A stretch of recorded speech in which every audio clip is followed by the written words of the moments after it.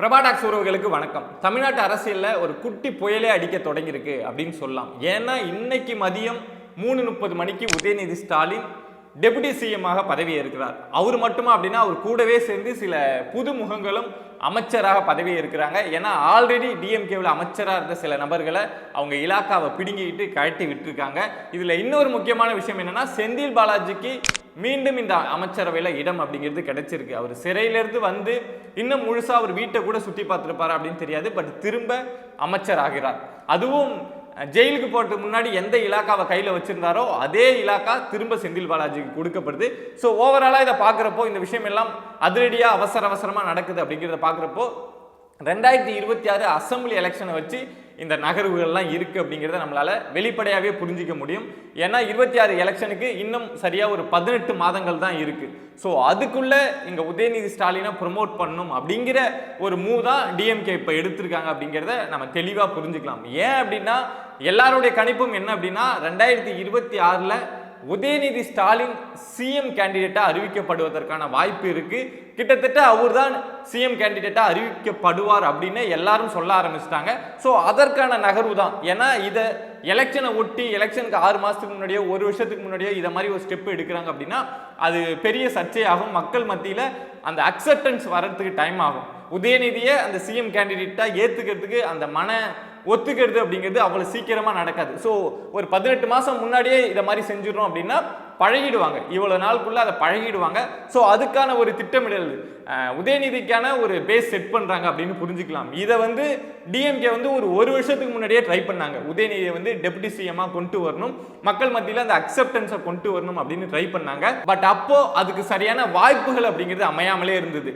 Formula 4 car race முடிச்ச உடனே உதயநிதியை வந்து டெபுட்டி சிஎம்மாக அனௌன்ஸ் பண்ணுவாங்க அப்படின்னு சொல்லியிருந்தாங்க. பட் ஃபார்முலா 4 கார் ரேஸ் 2023 நடத்தவே முடியல. இப்போ 2024 ஆகஸ்ட்ல தான் நடத்தினாங்க. அதே மாதிரி இளைஞரணி மாநாட்டில் வந்து உதயநிதி ஸ்டாலினை வந்து டெபுட்டி சிஎம்மாக ஸ்டாலினே சொல்லுவாங்க அப்படின்னு வெயிட் பண்ணிட்டு இருந்தாங்க. அப்போவும் நடக்கல. அப்புறம் வந்து சனாதன சர்ச்சை போயிட்டு இருந்தது உதயநிதி ஸ்டாலின் மேல. ஸோ அந்த சர்ச்சையெல்லாம் முடிஞ்ச உடனே அனௌன்ஸ் பண்ணுவாங்க அப்படின்னு வெயிட் பண்ணாங்க. அப்புறம் 2024 எலெக்ஷன் முடிஞ்ச உடனே கண்டிப்பா சொல்லிடுவாங்கப்பா அப்படின்னு எல்லாம் பேசிட்டு இருந்தாங்க. அதுக்கப்புறம் ஸ்டாலின் அவர்கள் சிங்கப்பூர் பயணம் போனப்போ போகிறதுக்கு முன்னாடி அனௌன்ஸ் பண்ணிட்டு தான் போவாங்க, உதயநிதி தான் எல்லாத்தையும் பார்த்துப்பாரு அப்படின்னு சொன்னாங்க. அப்பவும் நடக்கல. இப்போ ரீசெண்டா அமெரிக்கா போறப்ப கூட சொன்னாங்க, அமெரிக்கா போறதுக்கு முன்னாடி ஸ்டாலின் வந்து டெபுட்டி சிஎம் யார், உதயநிதி ஸ்டாலின் தான் அப்படிங்கிற விஷயத்த அனௌன்ஸ் பண்ணிட்டு போவாங்க அப்படின்னு வெயிட் பண்ணாங்க. பட் அதுவும் நடக்கல. பட் இவ்வளவு விஷயங்களும் நடக்கிறப்போ சைடில் ஒரே ஒரு விஷயம் மட்டும் லைட்டா நம்ம கேள்விப்பட்டுக்கிட்டே இருந்தோம். என்ன அப்படின்னா, செந்தில் பாலாஜி பெயில் வாங்கிட்டு வெளியில வந்தார் அப்படின்னா அவருக்கு மீண்டும் அமைச்சர் பதவி கொடுக்கப்படும். அதே மாதிரி அதே டைம்ல உதயநிதி ஸ்டாலின் டெப்டி சிஎம்மா மாறுவார் அப்படிங்கிற விஷயம் சொல்லிட்டு இருந்தாங்க. யார் சொன்னாங்களோ அவங்க வாய் தான் பழிச்சிருக்கு அப்படின்னு சொல்லலாம். இப்போ பெயில் வாங்கிட்டு செந்தில் பாலாஜியும் வெளில வந்துட்டார், அவரும் அமைச்சர் ஆயிட்டார். அதே மாதிரி உதயநிதி ஸ்டாலினும் டெப்டி சிஎம் ஆயிட்டார். அதே மாதிரி அமைச்சர் பதவியிலும் சில மாற்றங்கள் அப்படிங்கிறது நடந்திருக்கு. மனோ தங்கராஜ் வந்து அவருடைய அமைச்சர் பதவியிலிருந்து நீக்கப்பட்டிருக்கார். செஞ்சி மஸ்தான், அப்புறம் ராமச்சந்திரன், இவங்க எல்லாம் அவங்களுடைய அமைச்சர் பதவியிலிருந்து நீக்கப்பட்டிருக்காங்க. புதுசா செந்தில் பாலாஜி ஆல்ரெடி அமைச்சராக இருந்தவர் தான், அவருக்கு திரும்ப அந்த பதவி அப்படிங்கிறது கொடுக்கப்பட்டிருக்கு. அதே மாதிரி ஆவடி நாசர் இதுக்கு முன்னாடி பால்வளத்துறை அமைச்சராக இருந்தார். போன டைம் வந்து இந்த அமைச்சரவையில் மாற்றம் கொண்டு வந்தப்போ ஆவடி நாசரை வந்து நீக்கினாங்க. பட் இப்போ திரும்ப அவருக்கு இந்த அமைச்சரவையில் இடம் கிடைச்சிருக்கு. அதே மாதிரி புதுமுகமா கோவி செழியன் அவர்களுக்கு வந்து இப்போ அமைச்சரவையில் இடம் கொடுத்துருக்காங்க. ஸோ தஞ்சாவூர் அந்த டெல்டா பகுதியிலேருந்து ஒரு பெரிய அமைச்சரே இல்லை அப்படிங்கிற குற்றச்சாட்டு டிஎம்கே மேல தொடர்ச்சியா இருந்தது. ஸோ அதை சரி செய்யறதுக்காக இவருக்கு இப்போ அமைச்சர் அவையில் வந்து இடம் கொடுத்துருக்காங்க. அதே மாதிரி பார்த்தோம் அப்படின்னா கொங்கு பகுதியில் ஃபுல்லா ஏடிஎம்கே வந்து ஒரு பெரிய ஸ்வீப் எடுக்கிறப்போ அங்கிருந்து ஜெயிச்ச ஒரு நபர் டிஎம்கே சைடில் அப்படின்னா ராஜேந்திரன். ஸோ அவருக்கும் நம்ம அமைச்சரவையில் இடம் கொடுக்கணும் அப்படின்னு ஒரு 2 புதுமுகங்கள் 2 பேர் வந்து ஆல்ரெடி அமைச்சராக இருந்து இல்லாமல் இருந்தவங்க. ஸோ அவங்களுக்கும் இப்போ அமைச்சரவையில் இடம் கொடுக்கப்பட்டிருக்கு. இதுல என்ன ஒரு விஷயம் அப்படின்னா, பொன்முடி அவர்கள் சர்ச்சைக்கே பேர் போனவர். ஸோ அவர் உயர்கல்வித்துறை அமைச்சராக இருந்தார். அவருக்கும் ஆளுநருக்கும் ஒரு பெரிய மோதல் வந்து தொடர்ச்சியாக இருந்துகிட்டே இருந்தது. பட் பொன்முடி வந்து ஒரு மூத்த அமைச்சர், மூத்த தலைவர் கட்சியில் அப்படிங்கிறதுனால அவர் மேல எந்த நடவடிக்கையும் எடுக்க மாட்டாங்க, எடுக்க முடியாது அப்படின்னு எல்லாம் யோசிச்சுட்டு இருந்த டைம்ல அவருடைய உயர்கல்வித்துறை அந்த அமைச்சரவையே பிடுங்கப்பட்டு வனத்துறைக்கு பொன்முடி மாற்றப்பட்டிருக்கார் அப்படிங்கிறதான் எல்லாருக்கும் ஒரு ஷாக்கான நியூஸ். ஓவராலா நம்ம பார்க்குறப்போ டிஎம்கே கிளியரா இருக்காங்க. 2026 உதயநிதி தான் சிஎம் கேண்டிடேட் அப்படிங்கிற இடத்தை நோக்கி அவங்க நகர்ந்துட்டு இருக்காங்க. பட் இது எந்த அளவுக்கு ஒர்க் அவுட் ஆகும் அப்படிங்கிறது தான் கேள்வி. ஏன்னா உதயநிதி ஒரு இளைஞர், அதாவது அரசியலில் உதயநிதி அந்த ஏஜ் செக்டாரில் இருக்கக்கூடியவங்க எல்லாருமே இளைஞர் அப்படின்னு தான் சொல்லுவோம். ஸோ அவருடைய கேட்டகரியில் நம்ம எடுத்து பார்த்தோம் அப்படின்னா உதயநிதி ஒரு இளைஞராக வந்து நிற்கிறார் அப்படின்னா இந்த பக்கம் ஆல்ரெடி ஒரு ப்ரூவ்டு லீடராக இருக்கார் அண்ணாமலை. ஸோ அவர் பிஜேபி சைட்லேருந்து ஆல்ரெடி பிஜேபியை இந்த அளவுக்கு வளர்த்து கொண்டு வந்திருக்கார். அவர் 2026 ஒரு பெரிய சேலஞ்சாக இருப்பார்.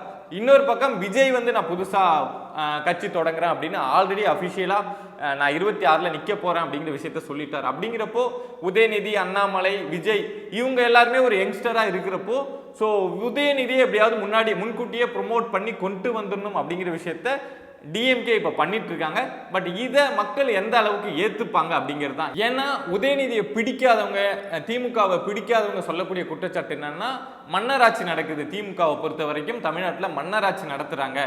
உதயநிதியோட தாத்தா கலைஞர் அவர்கள் வந்து சிஎம்மாக இருந்தார். அடுத்தது உதயநிதியோட அப்பா ஸ்டாலின் வந்து சிஎம்மாக இருந்தாங்க. இப்போ உதயநிதி வந்து சிஎம் ஆகிறதுக்கு முயற்சி நடக்குது.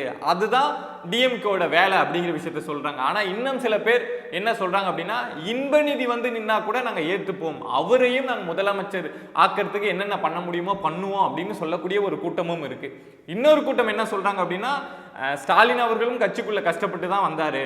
அதே மாதிரி உதயநிதி ஸ்டாலினும் ஃபர்ஸ்ட் எம்எல்ஏவா இருந்தாரு, அடுத்தது அமைச்சராக இருந்தாரு, இப்போதான் அந்த டெபுட்டி சிஎம் அப்படிங்கிற இடத்துக்கு வராரு. ஸோ அவரும் அந்த டிராவல் அப்படிங்கிறது அப்படியே தான் நடந்திருக்கு. ஒரேடியா யாரும் தூக்கி கட்சியில வந்து அவருக்கு இவ்வளவு பெரிய பதவியை கொடுக்கல. ஸோ அவரு அதுக்கு தகுதியானவர் தான் அப்படின்னு பேசக்கூடிய ஒரு கூட்டமும் இருக்கு.